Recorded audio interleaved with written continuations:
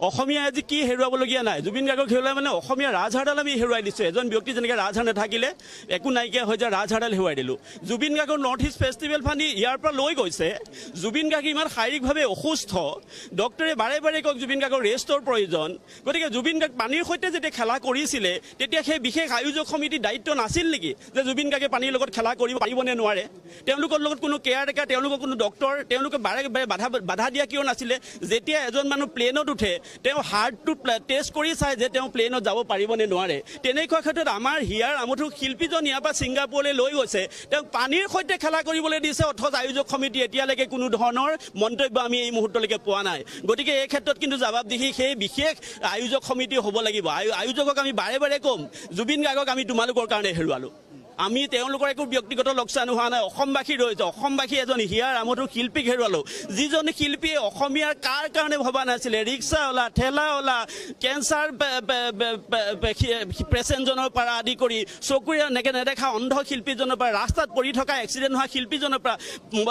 programme কৰি যিকেইটা পইচা আনি চব ঘৰত আহি ভগাই দিবহি ব্যক্তি স্বাৰ্থ তেওঁ নাছিলে তেওঁ ৰাইজৰ কাৰণেই গোটেইখিনি বিলাই দিছিলে তেওঁ অন্যান্য আনুষংগিক কিছু শিল্পীৰ দৰে তেওঁ ব্যক্তিগত কাম কৰাই নাছিলে ৰাইজৰ কাৰণেই কাম কৰিছিলে চিনেমা মানুহক চাবলৈ শিকালে অসমীয়া আধুনিক গীত কি নতুন প্ৰজন্মক শুনিবলৈ শিকালে আমি এটা সময়ত আধুনিক গীত শুনাই নাছিলোঁ জুবিন গাৰ্গ অহাৰ পাছতে আমি অসমীয়া আধুনিক গীত শুনিবলৈ লৈছোঁ গতিকে সেই শিল্পীজনক আমি ছিংগাপুৰত হেৰুৱালোঁ আৰু অসমবাসী ৰাইজে আৰু সেই বিশেষ আয়োজক সমিতিয়ে এতিয়ালৈকে কিন্তু কোনো ধৰণৰ কথা কোৱা নাই যে জুবিন গাৰ্গ পানীৰ সৈতে খেলা কৰিব পৰা সুস্থ অৱস্থাত আছিল নে নাছিল তাৰ কাৰণে জগৰীয়া কিন্তু জুবিন গাৰ্গৰ মৃত্যুৰ ক্ষেত্ৰত তেওঁলোকেই হয় তাৰ নামটো উত্থাপন কৰিব আপুনি মহন্ত কোনোবা XYZ কোনোবা মহন্ত বুলি মই সম্পূৰ্ণ এই মুহূৰ্তত নামটো মনলৈ অহা নাই কোনোবা মহন্তই আয়োজন কৰে নৰ্থ ইষ্ট ফেষ্টিভেল গতিকে তেওঁ কি দায়িত্ব কিয় নাছিলে যে জুবিন গাৰ্গৰ দৰে এজন হিয়াৰ আমঠু শিল্পী অসমবাসীৰ পৰা লৈ গৈছে তেওঁ পানীৰ লগত খেলা কৰিব পাৰে নে নোৱাৰে তেওঁ ডক্টৰৰ পৰামৰ্শ আছেনে নাই তেওঁৰ লগত এজন বিশেষ গাইড কিয় দিয়া নাছিলে যে জুবিন তুমি পানীৰ লগত খেলা কৰিব নোৱাৰা তুমি শাৰীৰিকভাৱে অসুস্থ তোমাক আমি হেৰুৱাব নিবিচাৰোঁ মোৰ একদম ব্যক্তিগত অনুভৱ দাদা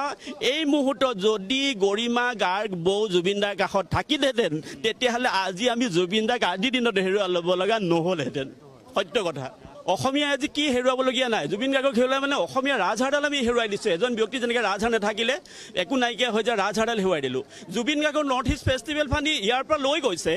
জুবিন গাৰ্গ ইমান শাৰীৰিকভাৱে অসুস্থ ডক্টৰে বাৰে বাৰে কওক জুবিন গাৰ্গৰ ৰেষ্টৰ প্ৰয়োজন গতিকে জুবিন গাৰ্গ পানীৰ সৈতে যেতিয়া খেলা কৰিছিলে তেতিয়া সেই বিশেষ আয়োজক সমিতিৰ দায়িত্ব নাছিল নেকি যে জুবিন গাৰ্গে পানীৰ লগত খেলা কৰিব পাৰিবনে নোৱাৰে তেওঁলোকৰ লগত কোনো কেয়াৰ টেকাৰ তেওঁলোকৰ কোনো ডক্টৰ তেওঁলোকে বাৰে বাৰে বাধা দিয়া কিয় নাছিলে যেতিয়া এজন মানুহ প্লেনত উঠে তেওঁ হাৰ্টটো টেষ্ট কৰি চায় যে